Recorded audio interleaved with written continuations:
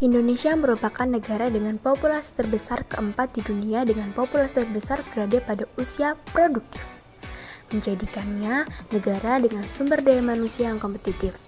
Indonesia memiliki sumber daya terbarukan atau produk agrikultur dan tidak terbarukan atau tambang dan mineral yang berlimpah. Indonesia juga memiliki begitu banyak keindahan alam seperti Raja Ampat, Gunung Bromo, Pantai Sanur, dan masih banyak lagi. Namun di balik keindahannya, Indonesia menyimpan begitu banyak isu permasalahan lingkungan seperti banyak timbulan sampah, penurunan kualitas, dan rusaknya terumbu karang dan polusi udara. Berdasarkan data Sistem Informasi Pengelolaan Sampah Nasional atau SIPSN, Kementerian Lingkungan Hidup dan Kehutanan atau KLHK, volume timbulan sampah di Indonesia pada 2022 mencapai 19,45 juta ton. Angka tersebut menurun 37,52% dari 2021 yang sebanyak 31,13 juta ton. Jika kita memilah berdasarkan jenisnya, mayoritas timbulan sampah peringkat pertama merupakan sampah sisa makanan, kemudian disusul oleh sampah plastik. Timbulan sampah yang tak teratasi dengan baik dapat berdampak buruk pada lingkungan dan kesehatan masyarakat.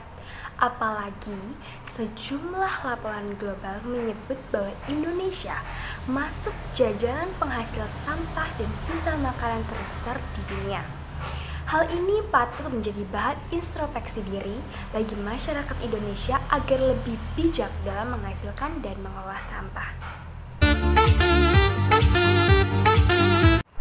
Penurunan kualitas ini disebabkan oleh penangkapan ikan menggunakan bom dan suhu permukaan air yang meningkat akibat krisis alam. Padahal faktanya, terumbu karang dapat mengurangi penurunan pemanasan global karena terumbu karang mampu untuk menyerap karbon dioksida. Penurunan kualitas ini akan sangat berdampak pada ekosistem di laut karena jumlah laut akan menurun secara drastis. Polusi udara merupakan masalah yang sangat serius yang sangat berdampak bagi lingkungan dan makhluk hidup di sekitarnya. Ini terjadi karena Indonesia juga sering melakukan investasi PLTU batubara. Pembakaran batubara dapat menyebabkan kematian karena partikel polutannya bisa menembus ke sel darah manusia. Yang pertama, bijak membuang dan memilah sampah. Ini sudah sangat sering masyarakat lain membicarakan hal ini. Membuang sampah pada tempatnya itu ternyata dapat menyelamatkan ekosistem dan kehidupan manusia. Dan jangan lupa bijak dalam memilah sampah ya. Mana yang organik, mana juga yang anorganik, dan mana juga yang bisa didaur ulang. Lalu yang kedua ada reboisasi. Selain membuang sampah, kita juga perlu melakukan reboisasi hutan yang gundul. Karena semakin banyak pohon, semakin juga banyak yang diserap karbon dioksidanya. Lalu ada yang ketiga, adalah menerapkan aktivitas bercocok tanam dengan bijak. Bercocok tanam dengan bijak dapat meningkatkan hasil panen. Kita juga dapat merotasi tanaman sebagai upaya menjaga keseimbangan ekosistem. Yang keempat, analisis mengenai dampak lingkungan. Hal ini dilakukan agar pembangunan seperti gedung dan jalan tidak merusak lingkungan atau kelestarian lingkungan hidup dan mencari solusi atas konsekuensi yang akan dihadapi.